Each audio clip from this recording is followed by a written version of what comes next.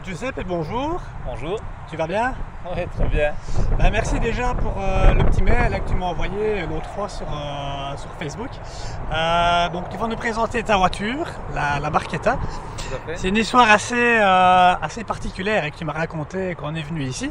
Ouais. Une histoire assez dingue. Tu as fait plusieurs coups de poker, on peut dire ça avec la voiture. Est-ce que tu sais un peu nous redire l'histoire en gros du véhicule? Mais en gros, cette voiture-là, en tout cas, c'est ma deuxième Barchetta. Ouais. Donc, j'en avais déjà acheté une par le passé. Ouais. Ce qui m'avait plu dans le modèle, en fait, c'est qu'elle a des lignes intemporelles et qui, je vais dire, évoquent un peu la Dolce Vita à l'italienne. Ouais, tout à fait. Et donc, j'ai pris goût avec ma première Barchetta, donc je veux dire à rouler donc avec ce petit moteur qui est vraiment sympathique. Et j'avais un peu la nostalgie lorsque je l'ai revendue. Et j'en ai racheté une deuxième, donc celle-ci. Ouais. Et donc, pour l'histoire, je vais quand même un peu résumer parce que elle est vraiment très longue. Ouais. En gros, je l'ai acheté en 2018. Ouais. Je l'ai revendu à un ami et je lui ai racheté par la suite parce que voilà, j'avais la nostalgie et puis il y a des choses qui se sont bien mises. À l'époque où je l'ai revendu à mon ami en particulier, j'étais encore en pleine recherche d'une maison. Ouais. J'ai mon épouse qui était enceinte et donc je me suis dit je vais la revendre. Si un jour je m'en rachèterai une, je trouverai une occasion et je la reprendrai. Et ce qui s'est passé, voilà, mon ami en question avait revendu la voiture à un ami à lui et il m'a remis en contact avec lui. Il m'a téléphoné parce qu'il savait que j'en cherchais une justement. Ouais. Et de là, j'ai récupéré la Barchetta que j'ai achetée parce que je savais qu'elle avait été super bien entretenue par un passionné aussi. Donc je suis super content de la revoir aujourd'hui, quoi. Voilà. Donc là, tu as acheté, on va dire, une voiture qui avait été bien traitée par l'ancien propriétaire, qui avait refait 2-3 petites choses dessus. Oui, tout à fait, parce qu'à l'époque où je l'avais acheté, il y avait quelques petites fissures d'ici de là du pare-choc. Ouais, on va aller voir. Ouais, oui, on peut aller voir. Hein. Donc, tu vas nous montrer ça. Par exemple, ici, il y avait au niveau du frein, il y avait une petite fissure Ouais. qui a été refaite. Ouais. Le capot était un peu, je veux dire, parsemé de coups de pierre, on va dire. Ouais. Donc le capot a été refait aussi. Il y avait une ligne aussi, une petite griffe qui était sur le flanc arrière, qui a été refait. Et ici sur le pare-choc, il y avait une fissure, enfin des petites fissures qui ont été refaites. Là on voit encore les petites fissures qui ont été refaites. Ouais. Malgré tout, c'était pas parfait, mais bon, ça a été refait, quoi. Ok. Et à l'époque, il n'y avait pas de cuir. Et j'ai gagné un cuir aujourd'hui, alors que c'était un intérieur de tissu. Voilà. Ouais, donc ça rend vraiment bien ici. En plus, tu as le cuir rouge et noir qui rappelle un peu l'extérieur de la. Oui, de tout la à fait. voiture. Oui. La voiture est vraiment sympathique. Je suis vraiment tombé amoureux de ce modèle. Ouais. Et c'est pour cette raison que même après deux Barchetta, il a fallu que j'en rachète une. Et j'ai racheté la deuxième. Ouais, il y avait un manque au sol. Oui, tout à fait. En fait, elle évoque pour moi le parfait compromis entre, je veux dire, le old-timer qui, je vais dire, reste quand même un véhicule qui, maintenant, si on veut avoir un beau old-timer, il faut compter dans les 10 000 euros, je pense. Ouais, facilement. Ouais. Et je vais dire une voiture actuelle qui est facile, je vais dire, à entretenir parce que c'est un véhicule de 98, donc c'est un véhicule qu'on va classer dans les classiques cars et où on peut trouver encore des pièces assez facilement, quoi. Ouais, c'est ça. Et tu as eu des grands frais à faire dessus ou tu prévois de faire des réparations à l'avenir dessus ou pas vraiment? Honnêtement, à part un entretien, je vais dire annuel, il n'y a rien à refaire de plus. La courroie de distribution avait été remplacée par mes soins lors de l'achat du véhicule. Ouais. Parce que je suis comme ça, quand j'achète un véhicule, même si je dois m'en séparer après un an, il faut que je change la courroie, faire les filtres et huile Au moins la base, quoi. Voilà, comme ça tu repars sur quelque chose, tu sais comment il est entretenu, Tout à fait. tu pars l'esprit serein, etc. quand tu prends la route. Voilà, donc j'ai la chance d'avoir dans ma famille quelqu'un qui est un spécialiste Fiat Alfa Romeo, Ouais, l'ancien. ouais, Donc ça m'a beaucoup aidé. Quand j'ai besoin d'un entretien, je me fais conseiller. Et donc ça me met en confiance. Et c'est pour ça que j'ai repris une italienne, là, tout simplement. J'ai repris la Fiat Barchetta. J'étais parti, soit je reprenais une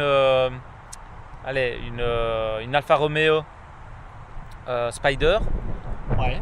ou alors je prenais une Fiat Barchetta. Et finalement, je suis resté quand même fidèle à la Fiat Barchetta parce que je la trouvais vraiment sympathique. Le moteur, le 1800, en plus n'est pas trop gourmand. Il est très très très élastique, comme je t'en parlais tout à l'heure. Oui, tout à fait. Dû au VFD, donc le 1800 VFD de chez Fiat, Ouais. qui est vraiment vraiment super agréable à la conduite. En fait, on pousse à partir de 2000 tours minute jusqu'à 6000 tours minute facile. Le moteur est très élastique, il va vraiment rebondir. Et on a vraiment du couple déjà, on a plus de 80% de couple déjà à partir de 2000 tours minute. Ouais, c'est quand même déjà pas mal, surtout pour un moteur essence comme ça. T'as des fois même l'impression de rouler avec un diesel, hein, tu Ouais, me disais. Tout à fait, non, il est super agréable. Et en plus, il fait un petit bruit sympa passer les 4000 tours minute. Ouais. Un petit vrombrissement qui est vraiment, vraiment, vraiment sympathique. Ok. Et quel est le détail que tu préfères le plus sur ta voiture? Les lignes, hein, La ligne globale de la voiture, hein, Ah toutes oui, les tout à courbes, fait, hein. etc. Ouais. elle est vraiment réussie. On peut dire franchement que les lignes sont vraiment, on ne sait même, c'est vraiment des lignes intemporelles. Ouais. La Barchetta, c'est pour ça qu'elle s'appelle la Barchetta. On dirait une petite barque en fait. Elle est vraiment, Ouais, c'est ça, hein. c'est vraiment agréable, lisse, c'est fluide. Et c'est pas torturé non plus dans sa forme, hein. Malgré le fait que tu vois, tu as la grande ligne là-bas qui traverse le flanc de la voiture, ben, je trouve que ça c'est pas trop lourd, c'est pas trop gros, ça rend vraiment bien. Et même les jantes, ben, que tu as mis qui viennent d'une 500, c'est ça que tu m'as dit. Oui, c'est ça, d'une 500 Abarth. Ouais. Ben, c'est le petit détail, je vais dire, qui est pas mal du tout. Ça la rend, je vais dire, plus actuelle, Ouais, sans dénaturer l'esprit, parce que ce sont des jantes Fiat à la base. ouais, c'est ça, hein. Et honnêtement, ben, lorsque je les ai mises dessus, j'ai tout de suite Accroché directement. accroché. Ouais, ouais. Ouais. D'ailleurs, je suis sûr et certain que si on essaye même d'autres modèles Abarth sur ce modèle-là, ça peut rendre Ça aussi pourrait, bien. ouais. Ouais, je pense. Et pourquoi pas, tu sais ce qu'il te reste à faire alors. Ouais, tout à fait. Non, mais voilà, je vais pas commencer à changer. Non, Donc, non, je sais bien.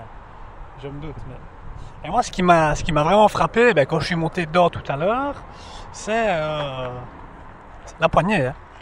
C'est Oui, vraiment tout à ceci, fait. hein. Donc C'est- tu appuies vraiment, voilà, Voilà. et là tu tires pour ouvrir, hein. Voilà. C'est vraiment très simple, mais Ouais. à la fois beau. Il n'y a pas de fioriture. C'est une voiture qui a été pensée pour séduire le grand nombre, j'ai l'impression. Ouais. Dans l'esprit vraiment de ce qui s'est fait de mieux, je vais dire, en voiture italienne. Ouais. Je suis vraiment, vraiment satisfait. À l'heure actuelle, je ne vois pas pourquoi je prendrais un autre modèle. Ouais. Et pour en avoir, allez, on va dire 3, même si tu as eu 2 fois la même, c'est que tu es vraiment amoureux de ta voiture. Oui, oui, tout à fait. Et, à la base, j'aurais voulu avoir une jaune Ouais. pour la troisième. Est-ce que les jantes sont peut-être un peu plus chères que... Non, même pas. C'est Non. juste l'occasion d'en trouver une. Ouais. Des jaunes, des oranges, des voitures, des couleurs un peu plus flash. Ouais. En fait, cette voiture-là, ce qui est fou, c'est que tu peux la regarder dans toutes les couleurs qui sont sorties. Ouais. À l'époque, elles ont toutes une particularité, elles sont toutes magnifiques. C'est dur de choisir. Ouais, ben ouais, c'est vrai qu'elles soient noires, bleues, Mais elles ont jaune. toutes oui, voilà, leur petite Ouais. particularité. Par exemple, des noirs avec le toit Bordeaux, c'est magnifique aussi. Il y Ça, a- j'ai jamais vu. Ah, mais c'est superbe, hein. En fait, moi, je cherchais un modèle qui est, je vais dire, une série spéciale. Ouais. Qui était noir en fait avec l'intérieur Bordeaux en losange, avec des surpiqûres en losange. Ah ouais, ok. C'est un beau modèle et il existe plusieurs modèles comme ça, un peu je vais dire spécial. Il y a la Naxos, tu as la Limited Ouais, j'ai vu, même qu'au Japon, ils ont fait des séries spéciales aussi, uniquement là-bas. Oui, oui, tout à fait. Il y a la série Sergio Tacchini. Ils ont fait sur la Punto aussi, hein, je me Oui, souviens tout à très fait. bien, avec l'intérieur cuir, etc. Donc là, c'est une phase 2. Donc c'est vraiment au niveau de la face avant que ça change plus par rapport aux premières versions, je pense. Mais celle-ci, c'est pas une phase 2, c'est une phase 1. C'est toujours une phase 1. C'est une phase 1. La phase Ouais. 2, c'était le modèle avec la petite lame en Ouais. dessous. En fait, si tu vois une... Ah ben... Non, ici par contre, je me suis trop opé alors. C'est que c'est une... En fait, non, la phase 2, c'est celui avec la bouche qui est un peu... qui descend un peu plus. Tu as une lame en fait, oui, tu as une lame qui est vraiment... Ah ouais, ok. C'est un avant qui est beaucoup plus bombé Ok. et qui descend plus bas. Ouais. Et moi, j'avais dans ma tête que sur certaines versions, tu avais un troisième feu stop en plein milieu de... Les modèles après 2001 en fait. C'est les modèles après 2000. Je me demande si c'est pas un modèle 2003 même, c'est à partir de 2003 Ouais. qu'ils ont sorti. En fait, ce qu'il faut savoir, c'est que cette voiture-ci a été... Enfin, les modèles-ci, jusque 2001, elles ont été construites chez Maggiora.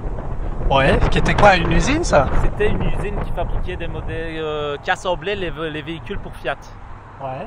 Et pour d'autres marques aussi. Hein. Et donc, c'est Maggiora situé à Turin, non loin de Turin. Ouais. Et ce qui, après 2001, Maggiora a fait faillite et Fiat a dû reprendre la production sur ses lignes. Ouais. Et donc, en même temps qu'ils ont repris la production, ont changé des petits détails, comme par exemple le troisième feu stop Ouais. à l'arrière, et il y avait le pare-choc à l'avant et à l'arrière qui a changé aussi. Qui ont par changé après. aussi, ok. Ouais. Donc toi, t'as pas de troisième feu stop du tout alors? Ah non, c'est-à-dire le troisième feu stop, c'était une petite boule qui revient par ici. Ouais, c'est ça, vraiment au milieu, ouais, tout à fait. Et le coffre, t'as quand même une belle capacité dedans? Écoute, c'est pas mal pour faire 2-3 petites courses. Ouais. En fait,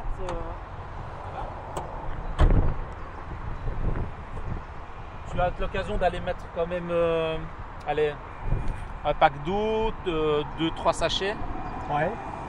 Je veux dire, et t'as encore même le luxe d'avoir une roue de secours en dessous. Ah ouais, quand même. Ça c'est vraiment pas mal en cas de crevaison, parce qu'il y a des fois t'as juste un espèce de kit de gonflage qui Ouais, tout à fait. honnêtement c'est pas la meilleure chose.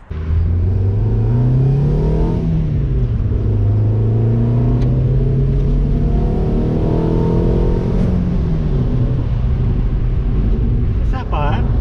Le petit bruit est sympathique. Ouais. Maintenant, il faudrait une belle ligne droite.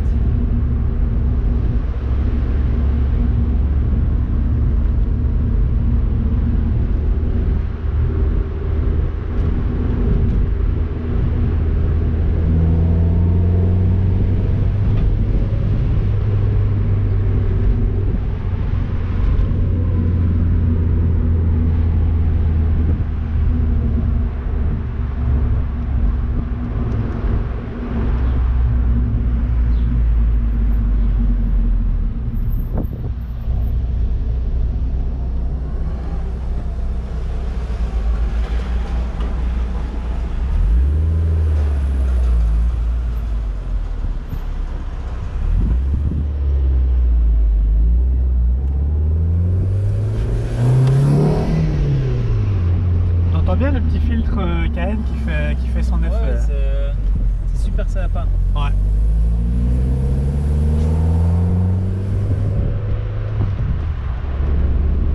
C'est une petite auto qui ne laisse pas indifférent. Quand tu passes avec la voiture, on se retourne dessus. Hein. Oui, et en plus tu prends du plaisir à la conduire. C'est pas le véhicule qui est, je veux dire, au niveau des performances le plus agressif. Mais justement, on ne recherche pas ça avec une petite décapotable. Ouais, voilà, généralement, on recherche juste une belle sensation de conduite, agréable. Je veux dire, l'air frais qui te caresse les cheveux. Bon, j'en ai plus beaucoup, mais... Pour ceux qui ont gros des cheveux, c'est ça. Voilà. Ouais. Mais pour te donner un exemple, moi avec donc j'ai le Speeder et la Mazda. Le Speeder, tu as un 2 litres 128 chevaux. Ouais. La Mazda, tu as 1600 115 chevaux. Je m'amuse mieux avec la Mazda parce qu'elle est plus légère. Elle a un châssis qui est aux petits oignons. Ah oui. Et l'Alpha, ben, c'est le contraire. Tu as un gros 2 litres qui est sur le trait avant, et dès que tu freines, ben, tu sens vraiment tout le poids devant, et l'arrière est très léger, il est fort baladeur. Mais au niveau du moteur, ben là, le speeder, oui, c'est autre chose quand même par rapport à la Mazda. Ouais. Ce qu'il faudrait, c'est le moteur du speeder dans la Mazda. Voilà, Et là tu aurais quelque chose qui serait vraiment pas mal.